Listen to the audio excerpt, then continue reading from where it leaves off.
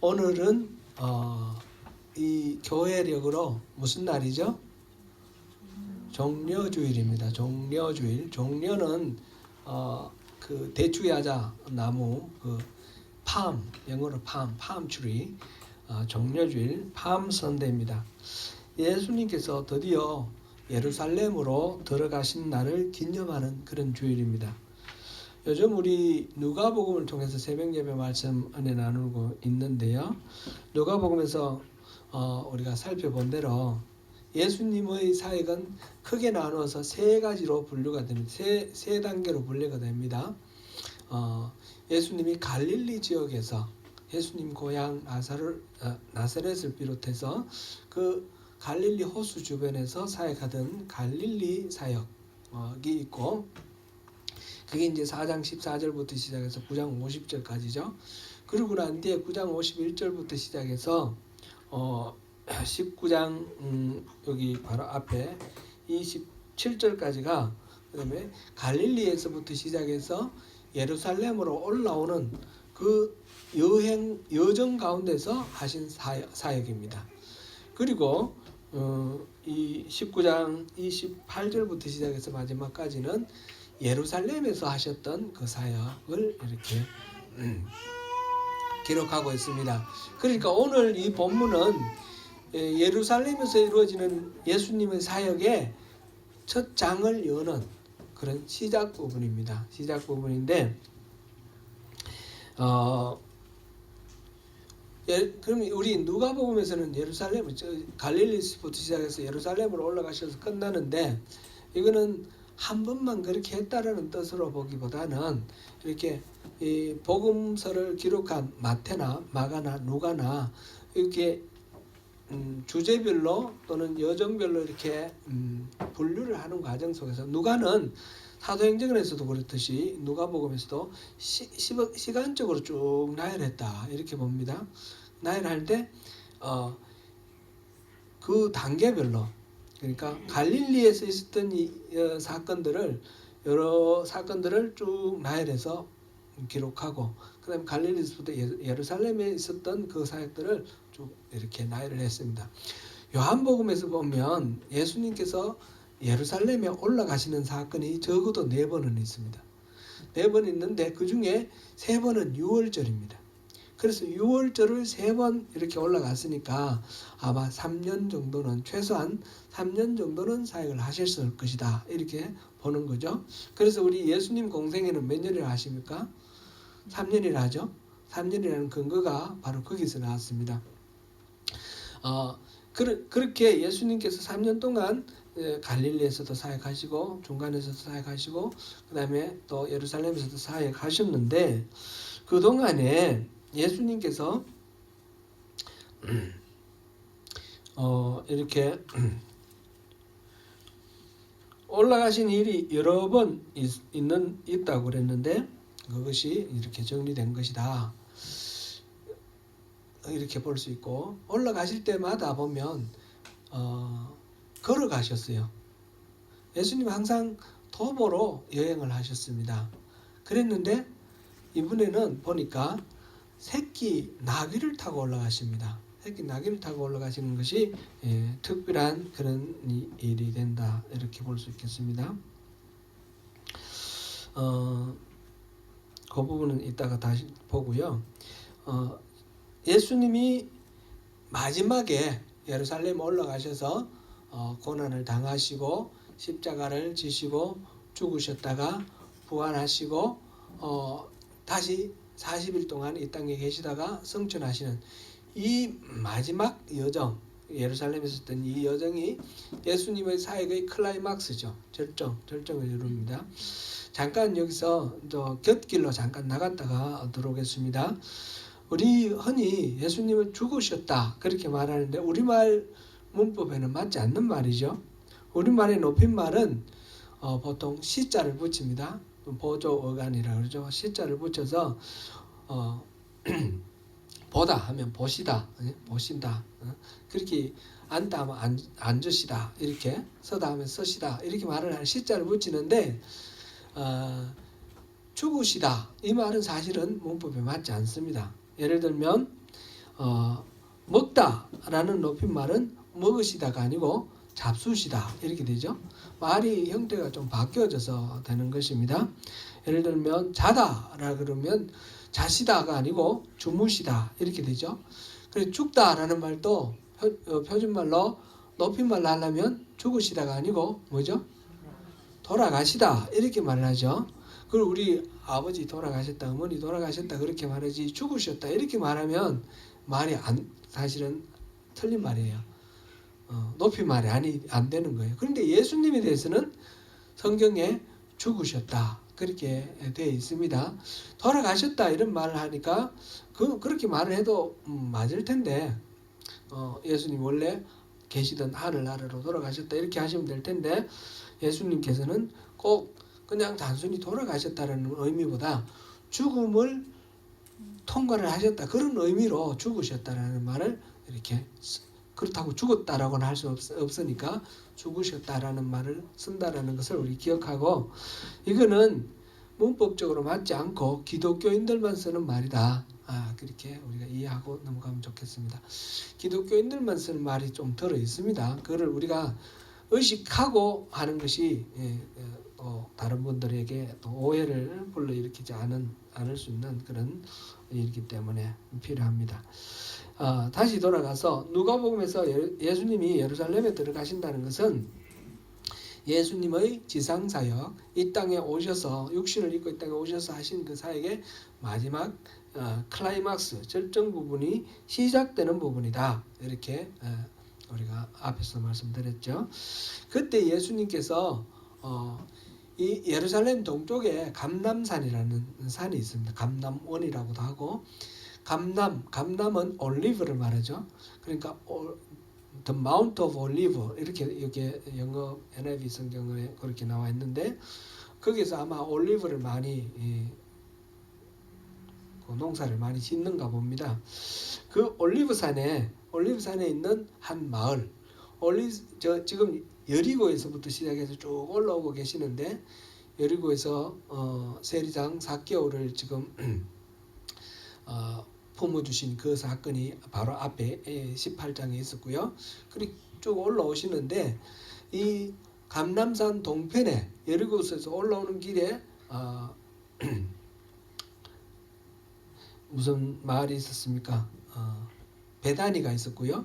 베다니가 있었고 이제 또 이 고개를 넘어서 이 예루살렘 쪽으로 넘어가는 쪽에 벳바게가 있습니다. 오늘 보니까 위에 29절에 감람몬이라 불리는 산 쪽에 있는 벳바게와 베다니에 가까이 가셨을 때 이렇게 나왔는데 베다니를 거쳐서 벳바게에 가까이 갔을 때 이렇게 읽으면 더 정확합니다.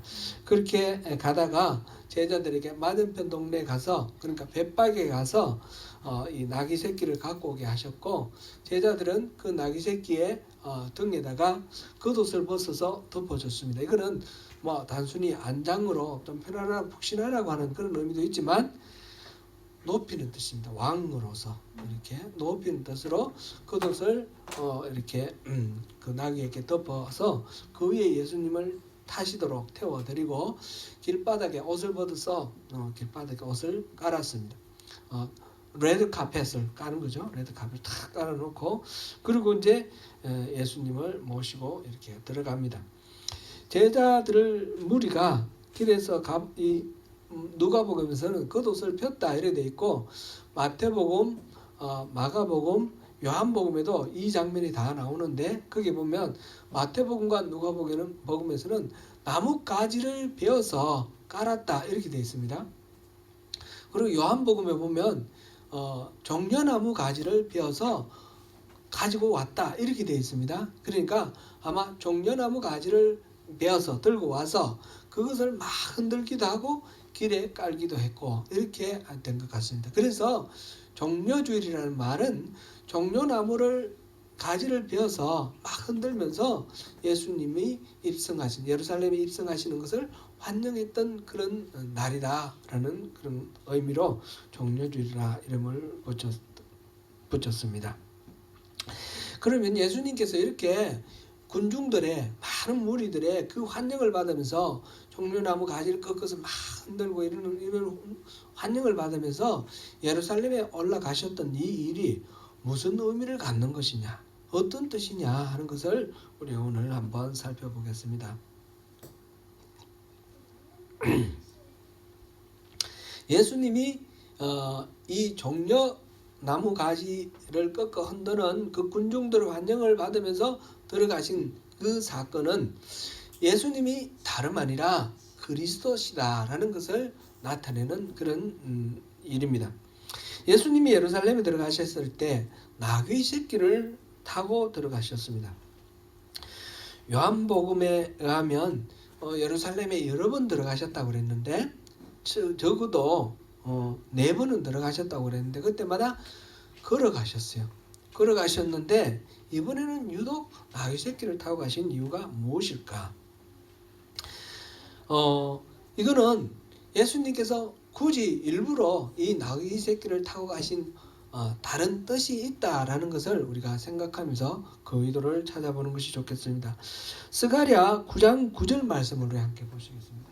스가랴 9장 9절 같이 읽습니다. 시작. 시온의 딸아 크게 기뻐할지어다. 예루살렘의 딸아 즐거이 부를지어다. 보라 내게 그는 공의로우시며 구원을 베푸시며 겸손하여서 나귀를 타시나니 나귀의 작은 것 곧 나귀 새끼니라. 아멘. 스가랴 선지자는 학개 선지자와 함께 바벨론으로 포로로 끌려갔던 이스라엘 사람들이 예루살렘으로 돌아와서 성전을 짓다가 주변 사마리아를 비롯해서 주변에서 막 방해를 하니까 짓지 못하고 포기하고 있을 때에 그 성전을 다시 짓도록 격려하고 또 이렇게 자극한 그런 선지자입니다. 학개, 스가랴, 말라기 이 구약 성경 마지막 그 두 번째 끝에서 두 번째 세 번째가 학개, 스가랴인데 동시대 사람입니다. 학개와 스가랴 그 중에 스가랴 그러니까 예수님 오시기 한 500년 전에 살았던 그 선지자죠.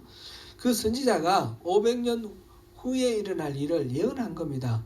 그때 너희 왕이 올 텐데 그 왕이 공의로우시고 구원을 베푸시고 겸손하신 왕인데 작은 나귀, 새끼 나귀를 타고 들어오실 것이다. 그렇게 예언을 했습니다.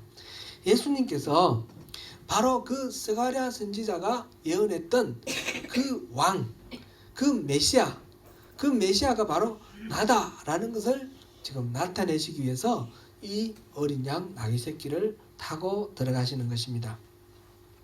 다시 말씀드리면 예수님이 지금 스스로 메시아라는 것을 선언하시는 그런 것입니다. 굳이 걸어가도 되는데 왜 이 나귀를 타고 가셨냐 말이죠. 뭐 너무 피곤해서 힘들어서 나귀 타신 건 아니고요. 나귀도 큰 나귀도 아니고 또 말이나 낙타나 이런 탈 것 중에서 좋은 거 아니고 새끼 나귀를 굳이 찾아서 타고 가셨거든요. 그것은 바로 이 스가랴 선지자가 예언한 그 내용을 이루기 위해서 그렇게 타신 것입니다.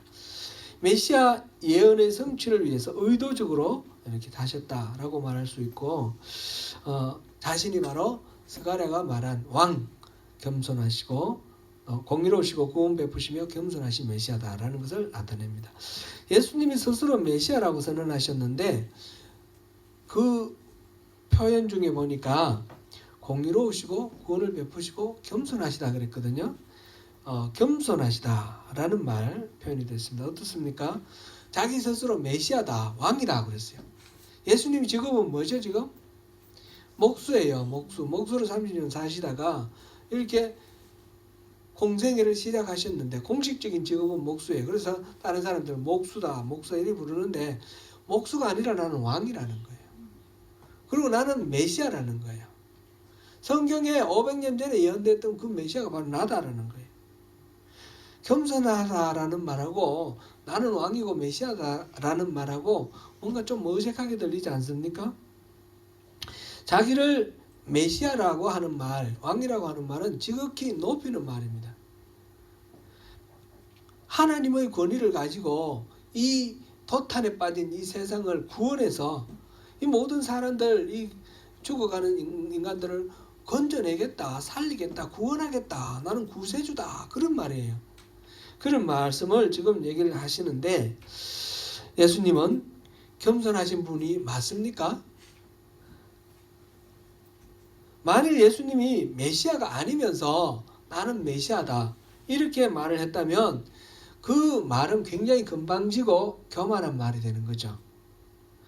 자신은 아니면 또는 과대망상증이거나 또는 거짓말장이거나 사기꾼이거나 그렇겠죠. 예수님은 자기 자신의 이 사역 기간 전체를 통해서 여러 가지 설교를 하시고 가르치시는데 예수님이 관심이 자기 자신에 대한 그런 관심이 굉장히 뚜렷합니다. 예수님이 설교하시는 중에 자기 자신을 말씀하시는 경우가 굉장히 많이 있습니다. 자신은 하나님의 아들이다 직접 말하기도 합니다. 보통 위대한 사람들은 예를 들어서 진리가 내가 살면서 연구해 보니까 생각해 보니까 이것이 진리더라. 그러니까 여러분들 이 진리를 따르시오. 이렇게 말하는 경우가 보편적입니다. 근데 예수님은 내가 진리니까 나를 따르라 이렇게 말씀하셨어요. 이렇게 말한 사람은 어떤 철학자도 없고 어떤 종교 창시자도 그렇게 말한 사람은 없어요. 예수님만이 그렇게 하셨어요. 이렇게 스스로를 하나님의 아들이다, 나는 진리다, 나는 빛이다, 나는 생명이다 이렇게 말씀을 하셨는데 이 말씀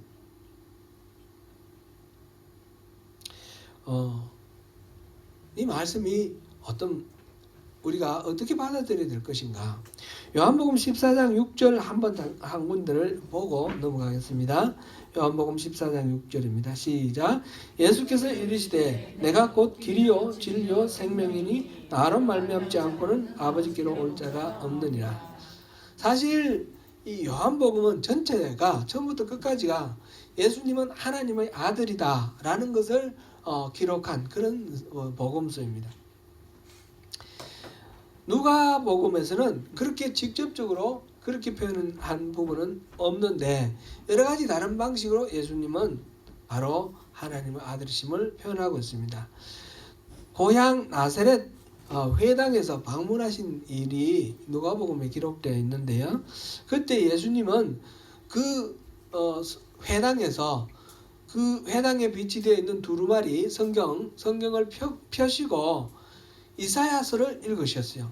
이사야서 61장 1절부터 2절까지를 읽었는데 이것이 누가복음 4장 18절 19절에 인용되어 있습니다. 한번 보시겠습니다. 시작.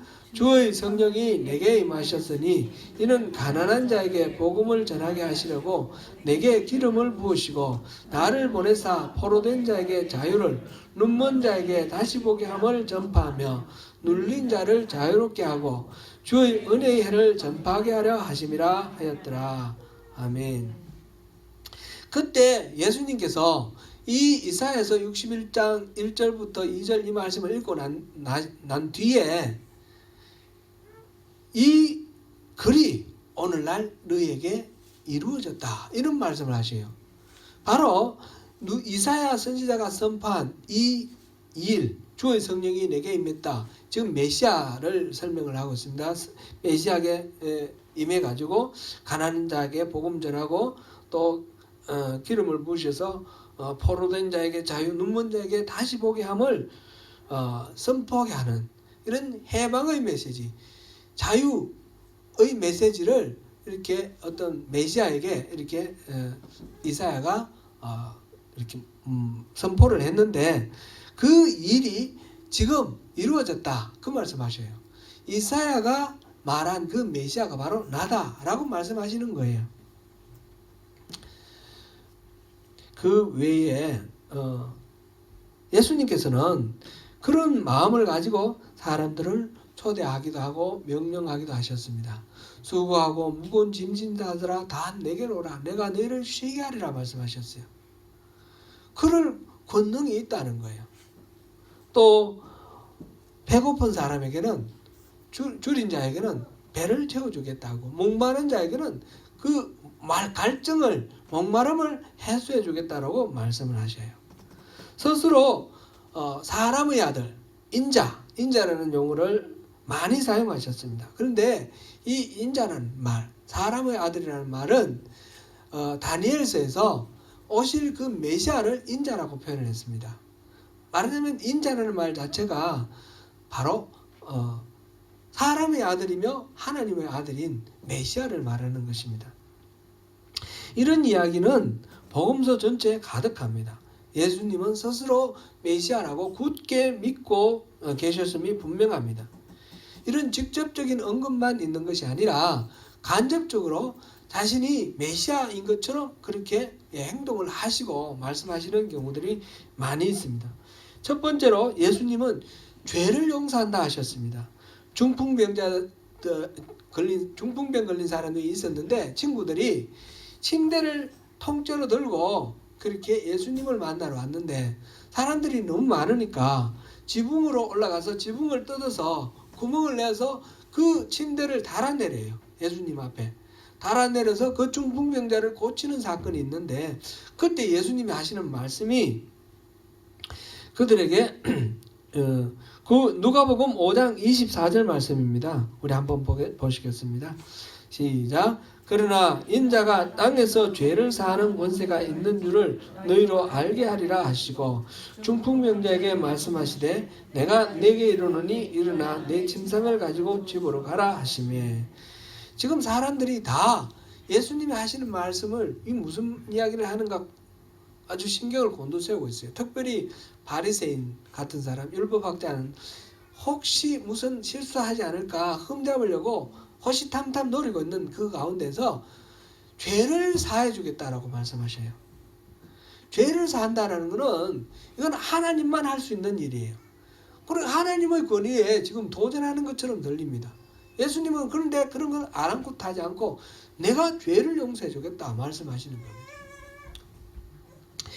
또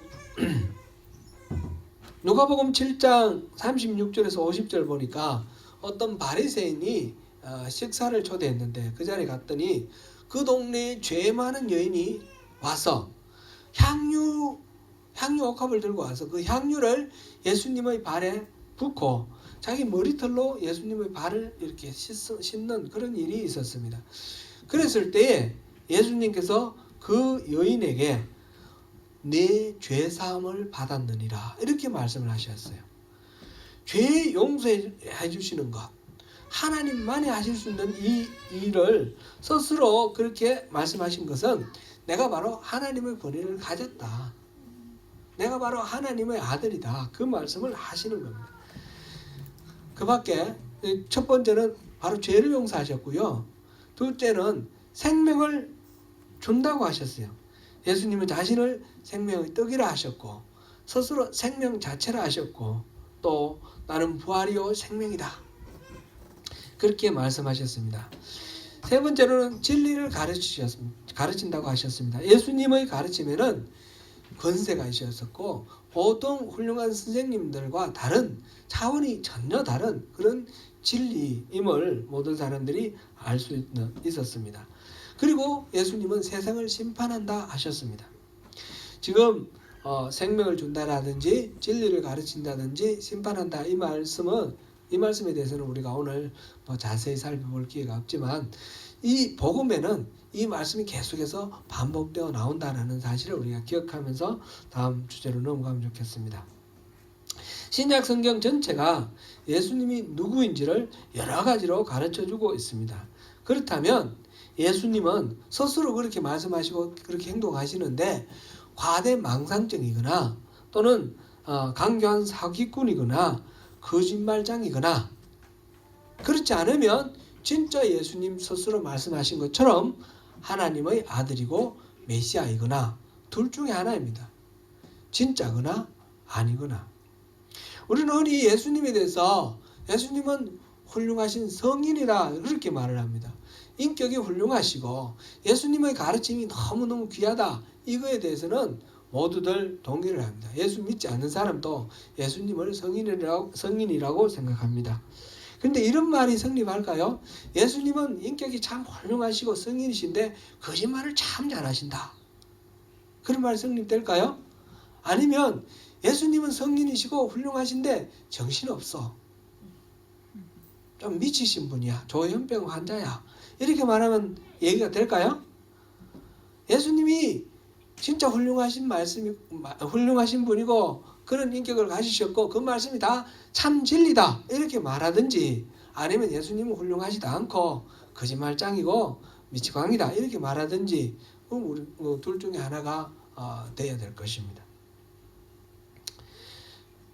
예수님은 진실하시고 그분의 말씀은 모두가 진리입니다. 거짓이 하나 없는 진리입니다.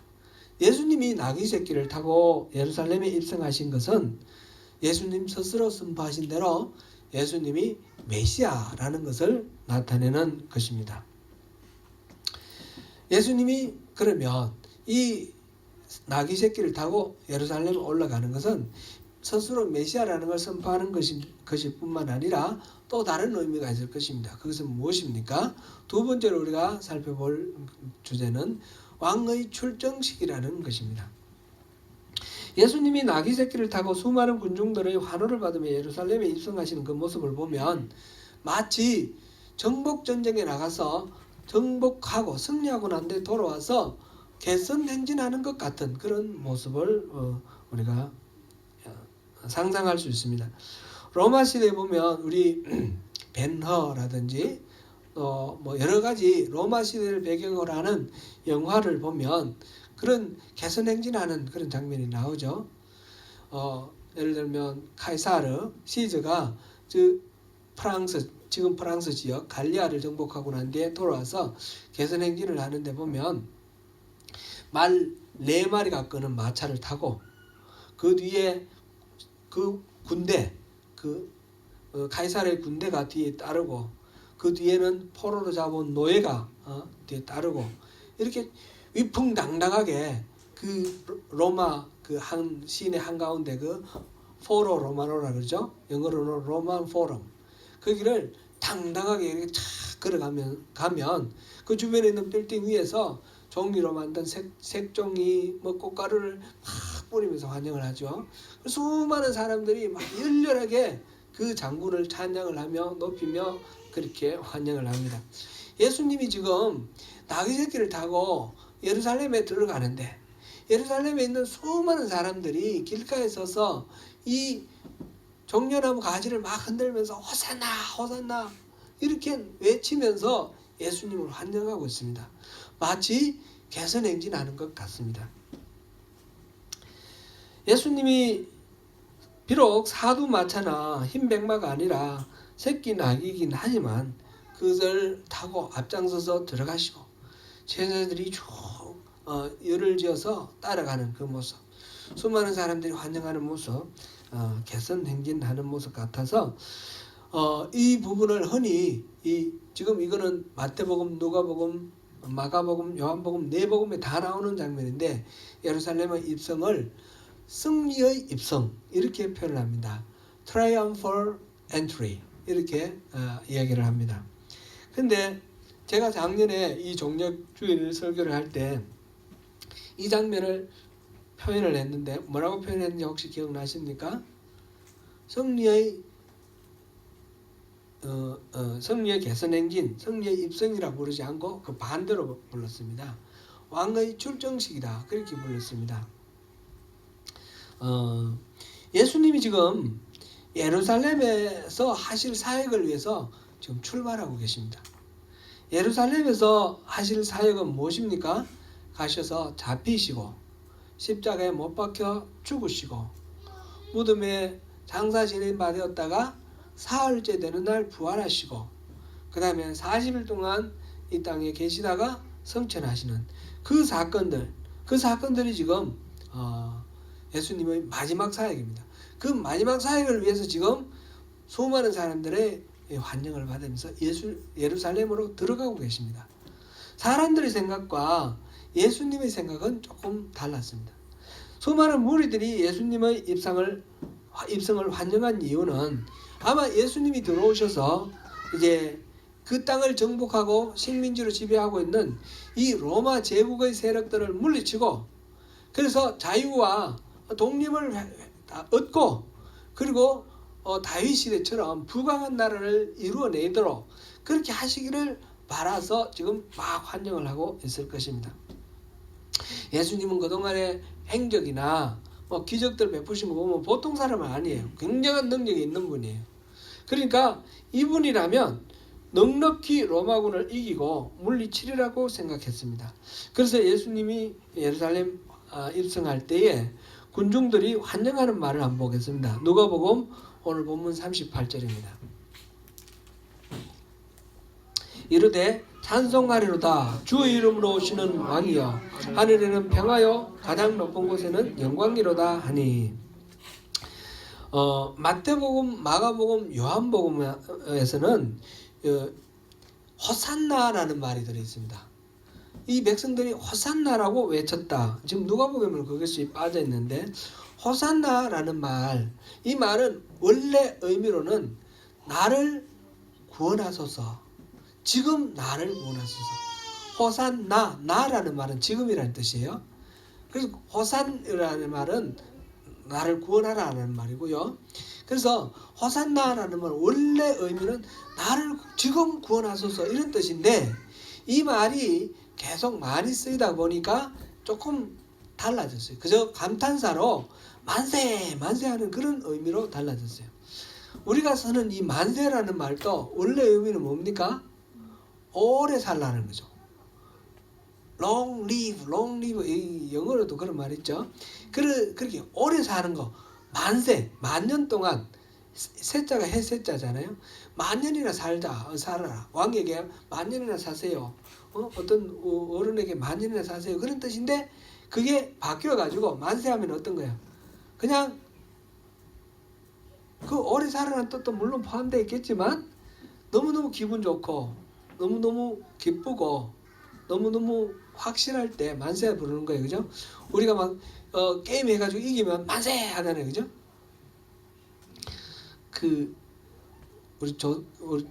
우리 조선이 아니고 대한제국이 일제에서 나라가 뺏겼을 때, 그 1919년 3월 1일 대한 독립 만세, 조선 독립 만세, 만세를 불렀어요. 그럴 때는 우리 조선 독립이 영원하리라 이런 의미도 있고, 이거는 우리 거다 확실하다 그런 의미도 있는 것입니다. 이런 감탄사가 되었습니다. 마찬가지로 호산나도 그런 감탄사가 되었습니다. 이 감탄사가 되는 그 과정도 쭉 나오는데, BC 164년에 이 이스라엘이 그전에는 헬라의 지배를 받았죠. 헬라. 우리 성경 우리 옛날에 구약 개관한 거 한번 생각해 보면, 이스라엘이 남북으로 분열되었다가 북왕국은 아시리아에 의해서 멸망당하고 남왕국은 바벨론에 의해서 멸망당했습니다. 그죠? 바벨론에 멸망당했다가 다시 귀환을 해서 그 예루살렘에 돌아와서 살게 되는데, 그러니까 바벨론의 지배를 받고 있죠. 바벨론이 페르시아에 의해서 망했어요. 그러니까 계속해서 페르시아의 지배를 받게 되죠. 페르시아 왕 고레스가 이 귀환을 명령을 했어요. 그 다음에 페르시아 다음에 온 나라가 헬라입니다. 헬라, 그리스, 알렉산더 대왕. 이 헬라가 이 땅을 또 정복을 해 지배했는데, 헬라가 다스리고 있을 때에 헬라 이제 나폴레옹의 부하 4명이 나라를 나누었어요. 그 중에 이제 이 땅을 다스린 나라는 셀류쿠스 왕조입니다. 셀류쿠스 왕조가 너무 지독하게 이 이스라엘 사람들을 탄압을 했습니다. 너무너무 많이. 그 성전에서 돼지고기를 이렇게 제사장에게 강제로 먹이기도 하고, 그래서 반대하면 목을 잘라버리고, 또 제사장 그 성전 한가운데 우상 신상을 세워놓고, 이런 식으로 이 종교를 탄압을 하고 아주 심하게 핍박을 하니까 이스라엘 사람들이 도저히 견디지 못해서 나중에 반란을 일으키는 거죠. 반란을 일으켜서 이 지배하고 있던 셀류쿠스 왕조, 그때 에피파네스 4세 그 왕을 쫓아내고 독립을 이뤘어요. 그 독립을 이룬 사람이 그 마카베오라는 사람인데 그때부터서 164년부터 BC 67년까지 한 100년 정도 독립국가를 이뤘어요. 그 독립전쟁 과정 속에서 그 다음에 승리하고 독립을 이루고 이런 과정 속에서 호산나 호산나 이게 하나의 감탄사가 되었습니다. 나중에 이제 로마 제국이 막 팽창해 나갈 때 로마의 장군 폼페우스에 의해서 이 땅이 이제 다시 정복당해서 지금은 로마의 직할령으로 식민지가 되었죠. 총독이 누굽니까? 예수님 당시에 총독이 빌라도 총독이 직접 다스리고 있는 그런 상황입니다. 그래서 예수님께서 예루살렘으로 진행을 할 때에 모든 예루살렘 시민들, 그 이스라엘 백성들이 생각할 때는 그 마카베오처럼 지금 예수님이 오셔서 이 로마 제국을 물리치고 이제 우리 자유를 얻고 해방 얻고 그 옛날 다윗 왕 때처럼 주변 나라를 오히려 복속시켜서 막 세금도 거두고 그래서 부강한 나라가 되어서 우리 등 따숩고 배부르게 배를 두드리면서 그렇게 좀 잘 사는 나라를 이룰 수 있을 것이다. 예수님은 능력이 있고 아주 훌륭하신 분이니까 틀림없이 거기 있을 수 있을 것이다. 그래서 막 환영하는 거예요. 마지막 이 사람들이 환영하는 것은 마지막 예루살렘에 들어와서 로마의 군대와 싸워서 이기라는 거죠. 그런 측면에서도 출정식이에요. 그죠? 그런 측면에서 출정식입니다. 예수님의 출정은 사실은 그런 식의 방식은 아니었습니다. 예수님의 결정 방식은 세상 사람들과 전혀 달랐습니다. 제사장들과 종교 지도자들에 의해서 체포가 되어서 빌라도의 재판을 받고 그 다음에 십자가에서 달려 죽으시는 그런 방법입니다. 사형당하는 겁니다. 예수님을 따르던 무리들에게는 쓰디쓴 실패와 암담한 좌절로 보이는 그런 싸움 방법입니다. 철저한 패배로 보였습니다. 그러나 예수님은 장사 지낸 지 사흘째에 무덤을 깨치고 부활하셨습니다. 죄와 사망을 정복하고 승리하셨습니다. 이 부분에 대해서는 다음 주에 부활절에 좀 더 다시 또 살펴보겠습니다. 예수님의 결정 방식은 부활을 통해서 죽음의 세력을 이기시는 방법이었습니다. 부활을 위해서 죽음을 당하시는 방법이었습니다. 예수님의 죽으심은 그래서 패배가 아니라 승리의 첫걸음이 되는 것입니다. 악에 대해서 악으로 갚으면 악에게 지는 것입니다. 그렇죠? 내가 악으로 갚았으니까 내가 악해진 거잖아요. 내가 진 겁니다. 악에게 진정하게 승리하려면 악이 아니라 선으로 이겨야 합니다. 예수님은 어둠의 세력들을 죽여서 승리하시는 것이 아니라 스스로 죽으셨다가 부활하심으로써 죽음의 세력을 이기신 것입니다. 예수님의 예루살렘 입성은 승리를 위한 마지막 전쟁, 적에게 최후의 일격을 가하는 마지막 전쟁을 위한 위대한 출정식이었습니다. 군중들이 기대했던 로마 제국을 물리치는 전쟁은 아니었습니다. 설사 그때 로마 제국을 물리친다 할지라도, 그래서 다윗 왕국 같은 이스라엘을 만들었다 하더라도 전혀 해결되지 않는 문제가 남기 때문입니다. 예수님은 근본적인 문제를 해결하기 위해 이 땅에 오셨습니다. 예수님은 이스라엘 민족만이 아니라 온 세계 전 인류를 위하여 죄와 죽음의 세력을 물리치고 구원과 해방을 이루기 위해 악의 세력과 마지막 전쟁을 위해 출정하셨던 것입니다. 그 출정은 십자가를 지고 죽음을 당하시는, 그래서 마침내 죽음의 세력을 이기고 부활하시고 승리하시는 그 마지막 전쟁의 출정입니다. 예수님이 스가랴 선지자의 예언 내용대로 나귀를 타고 예루살렘에 입성하신 것은 선지자의 예언, 즉 하나님의 약속은 반드시 성취된다는 것을 증명하셨습니다. 그래서 이 사건을 통해서 세 번째로 예수님이 다시 오신다는 재림의 그 성취를 확정하는 사건이 바로 이 예루살렘 입성이 됩니다. 예수님이 다시 오시겠다고 하신 재림의 약속도 바로 예수님께서 스가랴의 예언을 성취하신 것처럼 반드시 성취가 될 것을 우리는 믿을 수 있습니다. 예수님이 입성하실 때 군중들이 기뻐하며 하나님을 찬양했습니다. 오늘 본문 38절에서 본 것처럼 주 이름으로 오시는 왕이라고 부르며 하늘에는 평화요 가장 높은 곳에는 영광이로다 라고 노래하였습니다. 본문 38절. 네. 이 표현은 누가가 예수님이 탄생하실 때에 그때 천사들이 와서 그 양치는 목자들에게 나타나셔서 천군 천사들이 찬양을 하는 장면을 기록했는데 그것과 비슷합니다.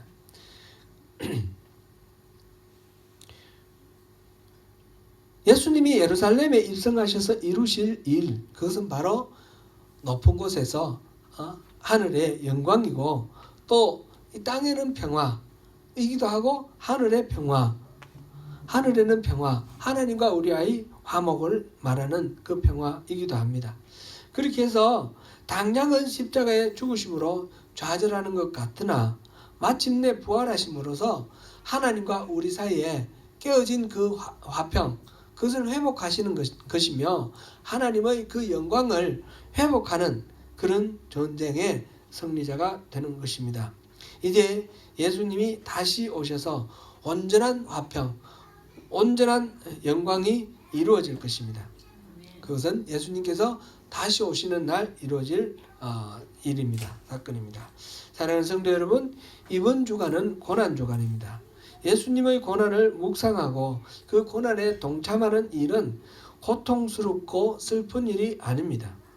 오늘 우리가 찬양한 139장 그 찬양을 또 한번 또 묵상해 보시기 바랍니다.